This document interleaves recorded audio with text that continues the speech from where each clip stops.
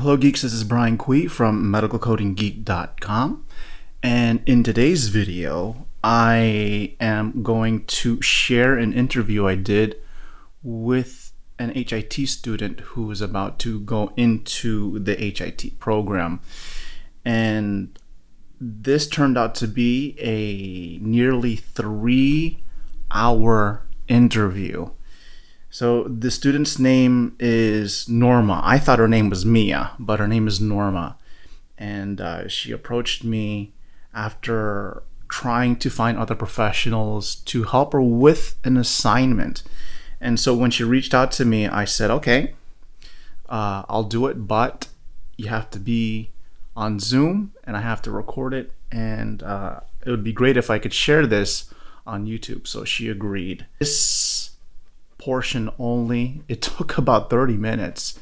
I went into wanting to know more about Norma and where she was at in her HIT program, why she wanted to get into HIT, what interested her, and that in itself took about 30 minutes. So, without further ado, please enjoy the first part of my 3 hour interview with an HIT student. Thank you very much, Norma.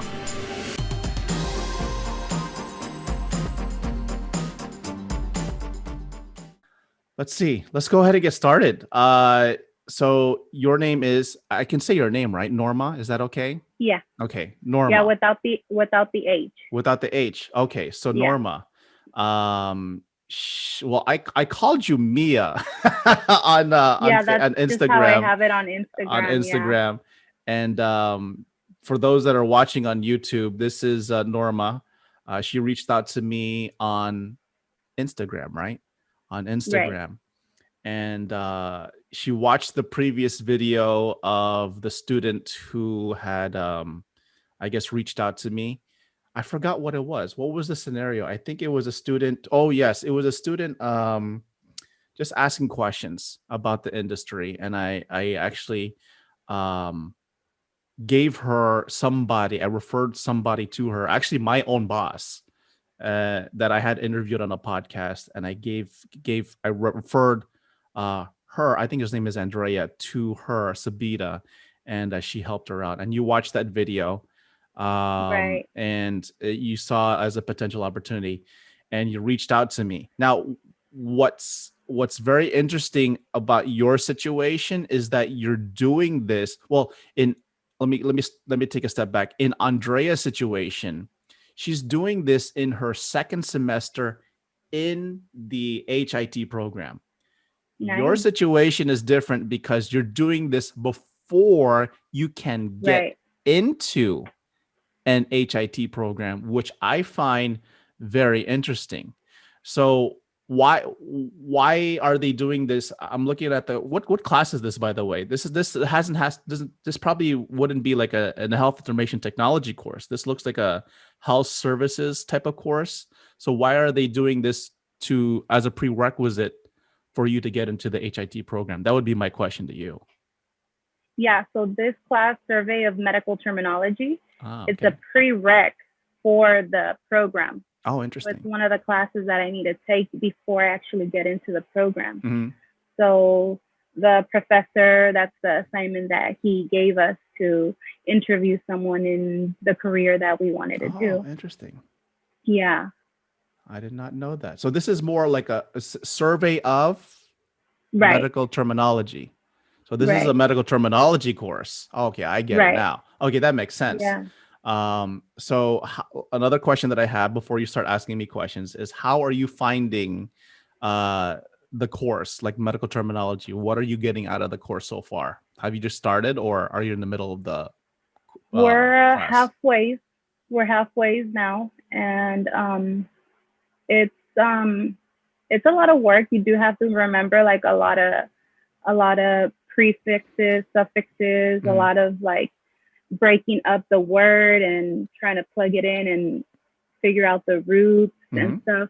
But it's interesting. I like the class and I like the professor. He's pretty interesting. Good. He makes it interesting. Good. I think that's what's important, is that if there are good educators Yes. that make the program worthwhile. I've had some good ones. I've had some bad ones. Yeah, me too.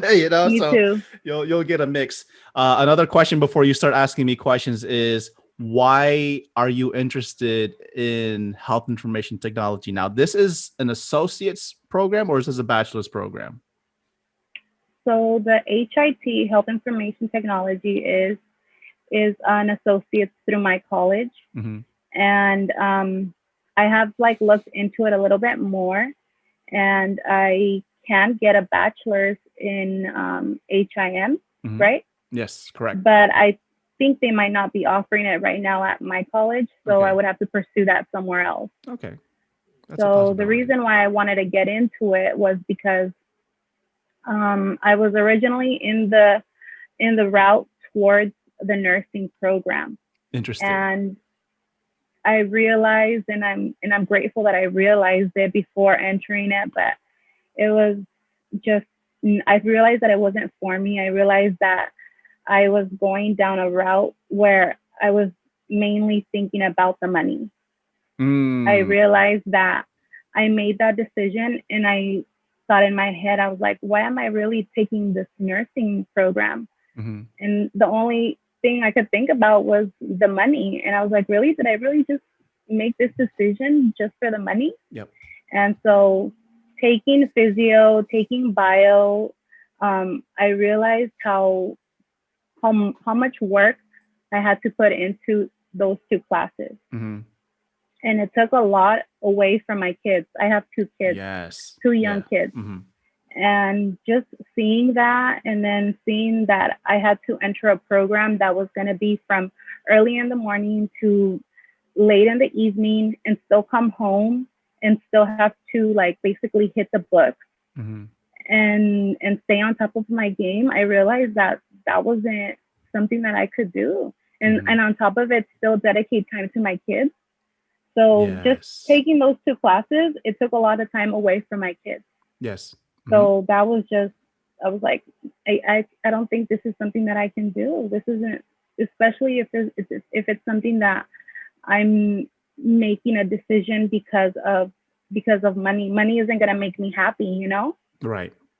So I started tapping into myself, and I started looking back at the jobs that I had in the past.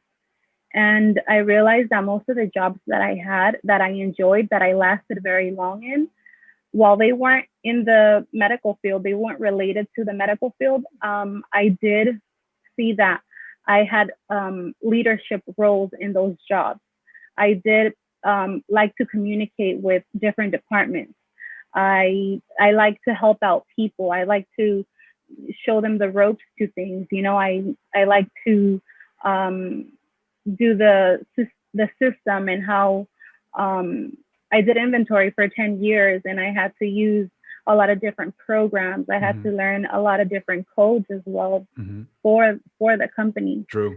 So so I realized that maybe the HIT program was going to be a little bit more suitable for me, Mm-hmm. and that I could pursue something more there, especially me having more of like leadership skills. I could probably pursue something Mm-hmm. later down the road where I Yes. could be maybe managing like a small group of people, because I feel like that's what I have been doing the past couple of years, you Mm-hmm. know? So yeah, that's why I kind of changed my route, and it seems more suitable for me. I feel like I'm I've been like, you know, doing my research and looking into it, and Good. talking to some students that Good. graduated Mm-hmm. from the program, Oh, and perfect. they told me a lot of good things. So Okay. I'm optimistic. Good.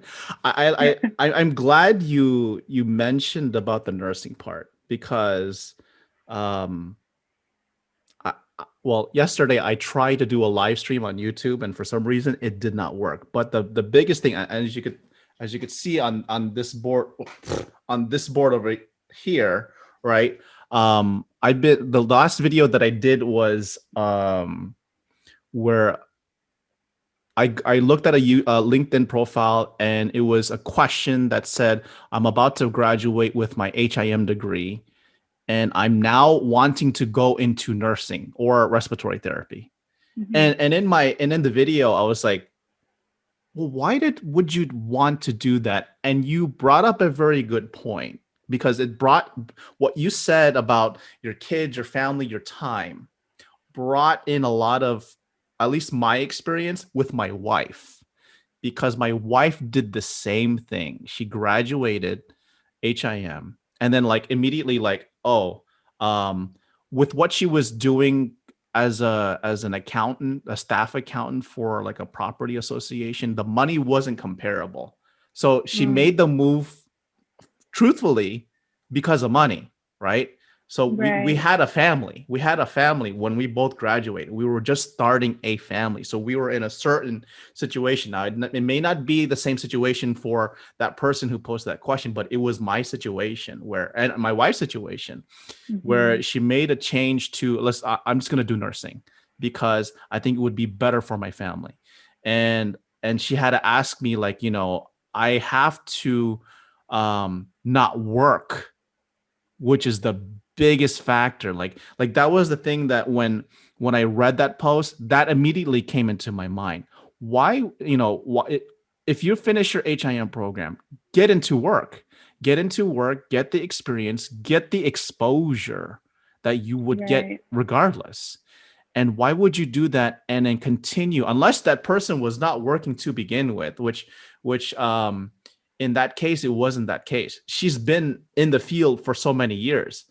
And Mhm. for you to go into nursing, and because of nursing, you have to drop everything that you have to do to focus for that program. Yes. Let me tell you how stressful it was, Yes. not just for me, but for my wife, right? You're talking about a Right. big, huge group of starting students dwindled down to only 10% of that starting class. And then every course, I remember the one that was very hard on her was cardiology, and she was so stressing about EKGs. Like if she was calculating how much do I need to pass in order just to move on to the next. And Yeah. this was for class, every class. Yes. And she would panic, she would stress out. Why would you want to do that unless you like doing that? That's fine with me. But Yeah. like when I read that question, I'm like I had like post traumatic stress disorder a little bit, right? And I'm Yeah. like, why would you do that? Unfortunately, the response is they wanted to get into CDI. I'm like, why would you want to do all of that just to get a job as a CDI? Now, here's the thing with CDI, clinical documentation integrity. If you're wondering, is that what it has come down to is that nurses who have been in bedside, they don't want to be in bedside, right? They don't want to take care of the patients. They don't want to, the burnout of just doing bedside has taken a toll, and they want to Mhm. step back into another role that's somewhat similar, that hones and utilizes their own clinical skills. And so that's where CDI is very perfect for them, because then they would have to learn nursing. But why, if you one of the biggest foundations in CDI is coding. Like in your Mm. education in itself, I wrote it down over here. Like you Mhm. see all of that, you're talking Yeah. about anatomy, physiology, pharmacology. What else do I have? Medical science, ICD-10, ICD-10 PCS, CPT, reimbursement methods. Those are the big foundational crux of what you need in coding. And you'll get that, right? You'll get that. But the piece is that, at least from a nursing standpoint, is the medical science. Now, granted, is only 2 semesters. I only took 2 semesters, but it's not about how many semesters or how many classes you take. It's what you take in from the classes, right? And then take what you learn. I think I wrote it down somewhere. Anyways, this was my presentation for last night. So don't, if you don't mind me, is It's taking okay. what you're supposed to have learned and then take it to the field, right? If Right. you don't know Right. the and if you don't know the answer, go to somebody in the field who does, And that's what I did. Right. I did that for 12 years. And I'm in CD. I did CDI for 12 years. Did I need a nursing degree? No. What did I think about getting into nursing to further my career in CDI? Yes. Did I do it? No, because I found it unnecessary. Because I don't Mm. want to, because I'm already in the field. Why would as you mentioned before, why would I drop what I'm currently doing to get stressed out through a nursing program just to get back into the field that I'm already doing? Yeah. It's like, anyways, Yeah, that's it was that's very what I have to share. it was very eye-opening this year for me, my personal perspective, just with the whole COVID thing Mm-hmm. and just how being at home and just having my kids at home too, Yeah. and then still having to, be here and connect online, connect with teachers and do these classes. Mm-hmm. It was just like really eye opening for me. I just made the decision this year Oh, did you? of switching, and you know when you're kind of not really orientated with like the right people in your life, Mm-hmm. and if you don't seek the things that you want, you kind of go blindly, and I feel like I went blindly into this That's idea true. thinking that this is what I wanted to do, Mm-hmm. because even from when you're just a little kid, you aspire to like be a doctor, be like the president, and Mm-hmm. that's great, but like if somebody doesn't tap into you and lets you know it, like if you have like a mentor or someone. I True. didn't have anybody to tell me, oh, like do this or do that, or make me see what I thought I was good at. Yeah. I had to see that, and I'm barely now realizing Mm-hmm. that what I was doing wasn't for me, So I didn't even know about the HIT. I didn't even know about HIM up Mm-hmm. until like a couple months ago. Wow. Interesting. So the fact that I had to like find my own resources. And then once I made that decision, I was like, well, let me go on Instagram and see if I find anybody. And I just hashtag like HIM, I hashtag HIT. And it's very few people. It's not that many that I My funny found. videos pop up, right? Yeah, no. But I'm glad I'm able to make this connection with you, Good. because it's like, it's very rare that you find people that are willing to help out. And it's people that maybe already have like a good amount of followers, or probably have something like maybe their own business going on, and you reach out to them and they don't even answer you. Like Wow. it's Mm-hmm. so it just kind of like, and I get it, maybe they're busy, and that's fine, but it's like sometimes you just feel kind of lost, almost like, where do I go? Who can I seek for just some answers? So, Yeah. but Yeah. I'm glad we're having this, All right. I mean, this is. even though it's like a little nerve wracking because Is it? I felt Oh, like God. I've How do never you done a feel now? YouTube Let me video ask. before. Let's take a little. Like, how do you feel now? Like you seem pretty comfortable, but are you still feeling kind of anxious doing this interview type of situation? No, I feel good. Good, good, good. Okay. Don't feel anxious. Don't feel. So one of the things that I did want to say is like, I agree. A lot of Instagram profiles, a lot of online presence, they have a business attached to it. They have to make money, whatever.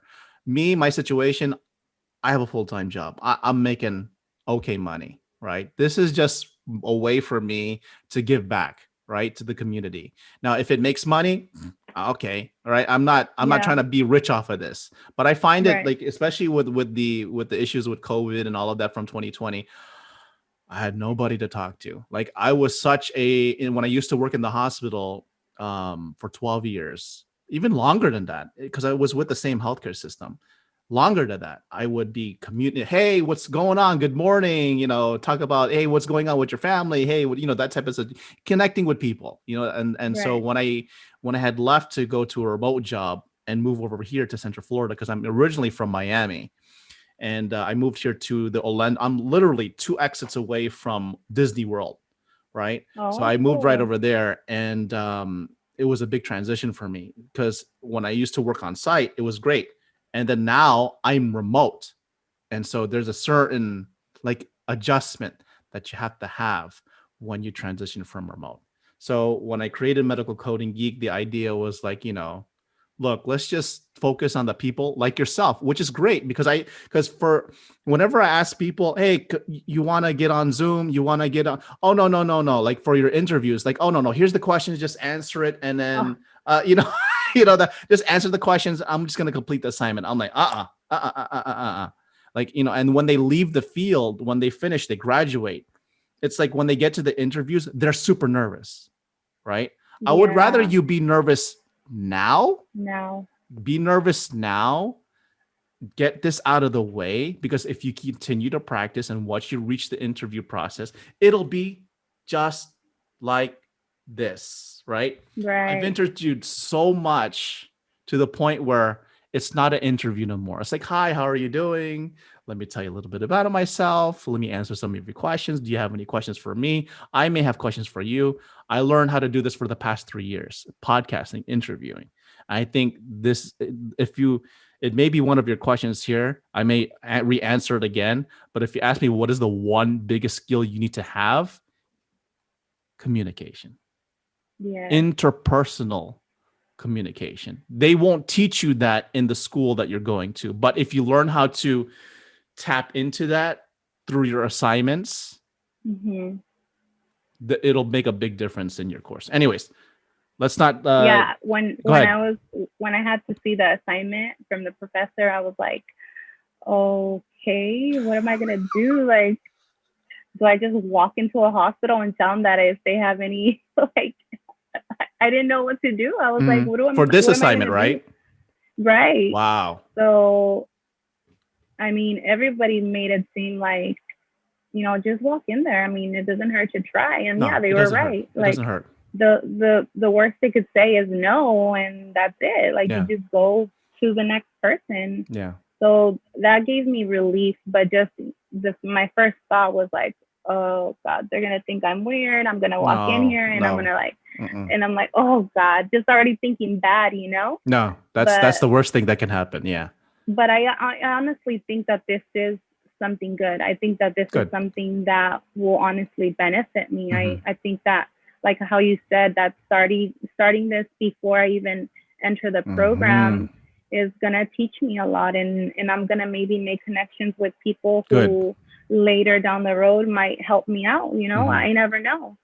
It'll So set you I apart for real if you start doing this now. Like it, yeah, whatever you learn, but it's about how you, like when you go to a restaurant, right? And a really fancy one, and you look at the plate, it's all about the presentation. How do you right, present yourself? And that's all about marketing stuff that they probably won't, most programs will teach you have to do this on outside, but I'm the one, like, look, I think that's my niche, like getting people like yourself, like who initially feel that way, and like let's just do it. Like I'll help you out as long, and I'll even kind of push you to the limit here of trying to do yeah, this interview. Let's embrace all of those uncomfortable feelings and kind of like, mhm, okay, here's your uncomfortable feeling, but is it really that bad? Is it really bad? And one thing that you did say is like, that I did is like people, like students are very intimidated by professionals, but you have to remember those professionals are the same people just like you. And right, like, for example, when I did CDI, I was intimidated by physicians. But then mhm, when you bring those physicians to your level, like they're real people, they will work with you, right? And when I started this podcast, I felt the same way. Like, who's gonna interview on my podcast? Like nobody's doing it. And why, if I all of a sudden just go up to this person and says, hey, would you like to be on my podcast? You would have that negative thought in your head, yes, and like, okay, I don't think they would do it, but that's the worst they can say is no. But then most people that I do ask, they are very, like, their eyes light up, like, why would you even want to think about asking me? And so it's yeah, like a sense, I like, as soon as I know they make that type of reaction, I know I made a connection. I know I made a connection. Once you feel that you made that connection, then that's where you want to kind of like hold on to that. because Yeah. those connections, as you continue those type of connections, that'll help you grow your network very organically. It's not fake or anything. Like, you're just doing this Yeah. one step at a time, one connection at a time. And then eventually, which I'm glad the reason why you're doing this is that you've already made a connection with me, right? So you just repeat that process through the entire Mm-hmm. program. And by the time you finish, you already have like a whole, set of network. And by the time you Mm-hmm. finish, like, hey, you let them know I graduated, or the next step, I'm certified. Right. What do you got for me? I'm ready to go. And by that time, they already know who you are. Yeah. And so continuously let them know who you are, what you're all about. And I've helped a lot of I've mentored a lot of students that have done that, and now the opportunities won't stop coming. I had one that graduated from Florida A&M University, and now she's texting me. I just got a text from her, and she says, I keep on getting offers. Like, Oh, I'm like, that's so really? good. I'm like, really? I said, and she just started, like, I don't know, like a few months ago. Like, it was before she got the job, she was applying like crazy. Like, good for her. And now that Yeah. but I told her this advice: don't look for the opportunity will find you, right? And so when she switched that type of mindset, all of a sudden the jobs start coming to her, to the point where she had like 5 in front of her, and she had to make a Wow. decision. But she was very open to travel. That's one thing that made her, that gave her the upper hand. Like, she was willing to go Mm-hmm. to different parts of the state in Florida that she was very open to. Okay. But she would but luckily she found one that was very local, that was near her family. And then a Okay. few months later, she texts me and she shows me this position. I'm like, um, Erica, don't tell me you're going to quit your position to go to this position. You just started this position in data analytics, nursing data analytics, HIM student, right? And I'm like, she's like, no, I just wanted to show you this. And I said, remember what I told you? Remember when I told you, when you don't look, they come for you? And she says, yes. Yeah. And so that was it. So, Wow. I think that when you leave the program, you'll get into the program. Connect with me during the program. I'll coach you through. Don't worry. And when you finish the program, you'll get into the struggles of what Erica had. But like, when you make that switch, like, okay, what's the worst can happen? That's my thing. What's the worst that can happen? You know, Right. and don't go for an offer that, like, she was very, how would I say?